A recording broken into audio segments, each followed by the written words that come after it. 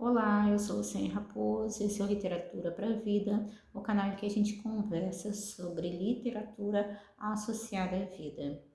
A última leitura que eu concluí nesta semana, acho que anteontem, é este livro aqui. Essa é uma nova edição de A Ilha Perdida, um livro de 1944 da Maria José Dupré, que publicou também o Sucesso Éramos Seis, tem até uma continuação desse livro, que aliás Éramos Seis, uma história extremamente triste, e publicou também alguns outros livros, a coleção do Cachorrinho Samba e algumas outras histórias. O Cachorrinho e as Meninas aparecem já aqui. Mas esse livro é um clássico da série Vagalume.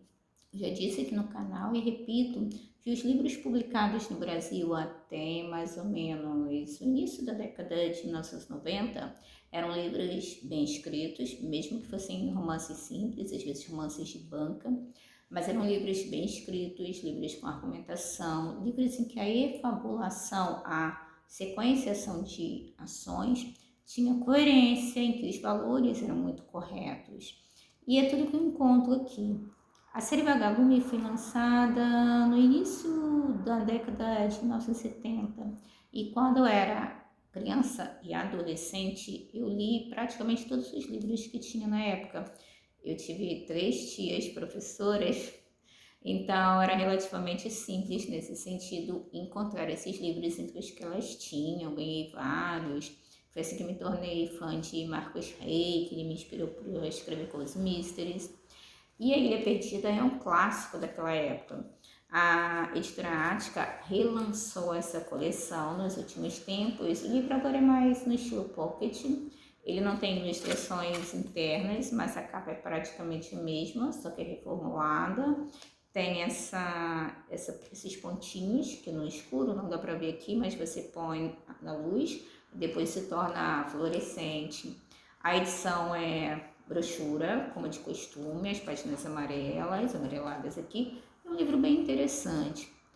Ele funcionou para mim até um determinado ponto. Por quê? Eu li esse livro tem pelo menos, deixa eu fazer umas contas, tem pelo menos uns 30 anos ou mais que eu li esse livro pela primeira vez. Ele nunca foi meu favorito da série Vagalume, porque eu preferi os livros da Lúcia Machado de Almeida. O Caso da Borboleta Tira foi o primeiro livro que eu li sozinha. Eu tinha 7 para 8 anos, ainda tenho a memória do momento à noite em que eu termino de ler o livro e descubro o grande mistério, o mistério no reino dos insetos. É um livro fabuloso. E eu comprei uma reedição também um tempo atrás, tenho na minha coleção, nessa mesma linha. Mas A Ilha Perdida é um livro muito interessante sobre determinados aspectos. Embora não tenha funcionado como uma releitura que me fizesse desligar a adulta que eu sou nos dias de hoje, funcionam em outros aspectos. Em primeiro lugar, a história dos meninos Henrique e Eduardo que decidem visitar uma ilha perdida no meio de um rio enorme que corta a fazenda dos padrinhos deles às escondidas dos padrinhos. É uma história que sempre nos remete ao clássico Robinson Crusoe e a outras histórias de náufragos. Por exemplo, A Ilha Misteriosa é um livro excelente. Não gosto muito do final, o final parece apressado. Mas é um livro excelente justamente sobre sobreviventes que precisam reinventar a sociedade, a civilização. Eu dou aula de História da Humanidade para as minhas crianças na escola, então eu ensino a eles sobre o surgimento das cidades, a razão pela qual as pessoas começaram a viver próximas, e aí falamos sobre agricultura, pecuária, Pangeia, transição, migração, essas coisas todas. Então são aspectos interessantes porque esse tipo de livro mexe conosco no sentido de trazer de volta uma memória que é ancestral. A ideia de que o ser humano ele construiu a civilização. Como cristã católica, eu acredito que tudo está dentro do propósito de Deus. Mas não há de se negar que a inteligência humana, quando ela é bem direcionada, é capaz de construir coisas fantásticas e reconstruir a própria vida. Nessa história, Eduardo e Henrique, eles vão para a Ilha Perdida, escondidas, acreditando que vão só passear por lá e vão voltar. Só que uma série de incidentes deixa eles presos mais ou menos uma semana ali. Eles acabam se separando porque Henrique encontra um homem misterioso que há mais de 20 anos mora na ilha sozinho, cercado por animais que ele, de certa forma, adestrou para viverem próximos ali. Então, animais que às vezes seriam inimigos, ele diz que ele tem uma telegrafia na floresta, tem uma série de questões associadas. Ele utiliza da natureza de uma forma muito harmônica, de uma forma muito respeitosa. Então, esse livro pode ser considerado uma apologia, uma defesa da vida humana integrada, a vida animal, a vida da natureza, mostrando mais de 100 anos, mais ou menos, né? Quase 100 anos, aliás, mais ou menos, antes que nós tivéssemos tantos problemas ambientais, precisássemos lembrar tanto da ecologia, lembrar que o homem não é mais importante do que do que os animais, o ser humano não é mais importante do que a natureza, estamos todos integrados nesse sentido. Mas é interessante lembrar que esse é um livro que foi escrito muito antes que essas coisas estivessem na moda, mas já havia problemas. A parte da Revolução Industrial e principalmente da invenção da linha de produção industrial, nós temos um avanço no desgaste e no desmatamento e no consumismo. O consumismo não é algo que surgiu agora, né? O que a gente está colhendo agora são consequências. Tudo na vida tem causas e consequências. Então, é um livro muito bonito nesse sentido. O Henrique vai aprendendo com o Simão, que é esse homem, sobre como sobreviver, como se orientar, quais são as regras, como respeitar, como os animais nos respeitam, nós respeitamos os animais, como extrair da natureza sem destruir, para viver de uma forma muito mais saudável. Claro que, em certo modo, pode parecer um pouco utópico, mas é possível encontrarmos equilíbrio e harmonia. Então, nesse sentido, é um livro muito interessante. É um livro que nos mostra que essa preocupação sempre existiu. O próprio livro do Gênesis já mostra que o senhorio do homem não é um senhorio de controle, de domínio, e sim de cuidado, de atenção, de administração da natureza. E aqui a gente tem muito isso. Então me lembrou A Ilha Misteriosa, do Verne, me lembrou também Robinson Crusoe e diversos outros livros. Mas o que eu achei mais interessante foi a minha experiência nesse livro com a saudade do tempo em que crianças eram crianças. Do tempo em que se comia comidas saudáveis, do tempo em que se dormia nos horários certos, do tempo em que a autoridade de um adulto não era questionada, era natural, do tempo em que nós não tínhamos esse hábito de desconstruir o conhecimento através de uma necessidade de ativismo. O que eu vejo muito nos dias de hoje é que a educação em países como o Brasil, que serve de mão de obra barata para outros lugares, é que nós estamos com uma educação em que praticamente são ativismos, são atividades. Dificilmente nossas crianças, nossos jovens e nossos adultos, eles conseguem compreender a teoria, compreender os mecanismos, compreender a parte científica mesmo. E a partir dali construir um conhecimento com a prática.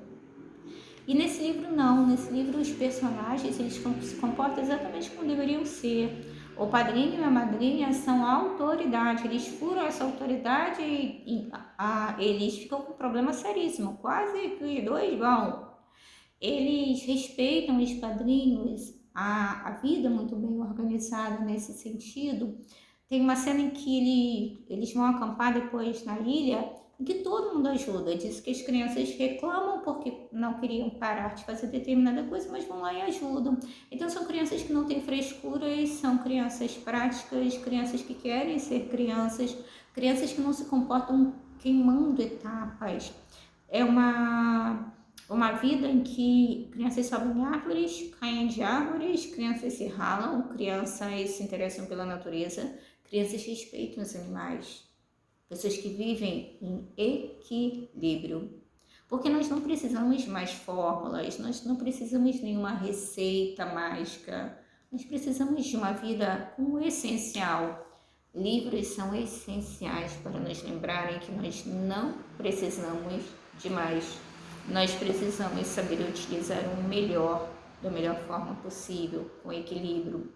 Livros assim nos mostram que desconectar, que ler, que beber água, que comer frutas, legumes, verduras, que permitir que nossas crianças se esforcem em determinados pontos, que construir a autoridade, que não é autoritarismo, que é um grande problema nesse país, a gente confunde isso, que construir a criação, o crescimento de um ser humano é algo que pode ser muito natural. Dá trabalho, como tudo na vida dá trabalho, escrever um livro dá trabalho, mas essa escrita que a gente tinha até os anos 1990 no Brasil, ela me encanta, porque é uma escrita correta, não uma escrita telegráfica, em que as frases são curtas, os diálogos são estranhos e as efabulações são esquisitas. Então, quando eu reencontro esse tipo de escrita, muitas vezes pode até não funcionar em termos de aventura, mas funciona acima de tudo para me lembrar que nós podemos sim construir uma sociedade em que seja natural ler um livro, seja natural tomar um banho numa lagoa, no rio, numa laguna, visitar determinados lugares, estar em contato com a natureza, receber não das pessoas, e eu não estou falando só das crianças, dos adultos também, em que nós não precisamos tirar fotos o tempo inteiro, em que não precisamos registrar cada segundo, e que acima de tudo podemos viver como pessoas. As cenas em que as crianças estão ali, os meninos e depois os primos deles também, em que eles vão para a ilha com o padrinho, com os funcionários, a maneira como é tudo muito prático, a maneira como eles enfrentam as dificuldades ali, a tempestade que desaba quando eles estão acampados, os desafios que eles enfrentam.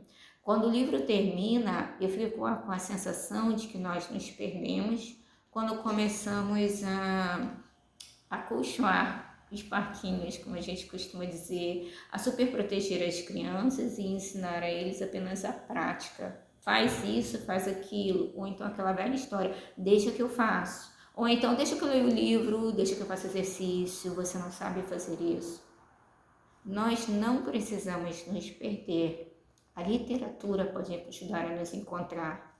E mesmo que um livro não seja algo com o qual a gente se identifique, em termos de aventura ou mesmo em termos de ambiente, sempre é possível encontrar uma mensagem. Então a mensagem principal de A Ilha Perdida para mim é a ideia de que nós não estamos com saudades daquilo que nós não temos. Nós estamos com saudades daquilo que nós poderíamos ser. E muitas vezes não somos porque estamos procurando construir coisas extraordinárias e deixando de lado o ordinário. No dia em que educarmos nossas crianças, alfabetizarmos nossos alunos, não com uma alfabetização discursiva em que você tem que ensiná-lo a repetir discursos com os quais às vezes você nem concorda porque estão na moda, mas ensiná-lo a pensar, a construir a teoria, a descobrir o que há por trás disso, o pensamento crítico, lógico, científico. Isso vai ajudar as crianças a construírem uma vida que seja significativa, em que a gente não se incomode com os pequenos imprevistos, com os pequenos aborrecimentos do cotidiano, e possamos descobrir que a inteligência e o coração são o principal caminho para não nos perdermos por aí. Então esse é um livro muito interessante, um livro muito bacana sobre a construção de um pensamento ecológico, mas também um livro que me traz saudades do tempo em que ser criança era algo natural, em que sofrer desilusões, contrariedades, em que construir a resiliência era natural. no tempo em que nós podíamos ser crianças quando crianças, adolescentes quando adolescentes, adultos quando adultos, e que assim não íamos nos perder nos caminhos da vida. Recomendo.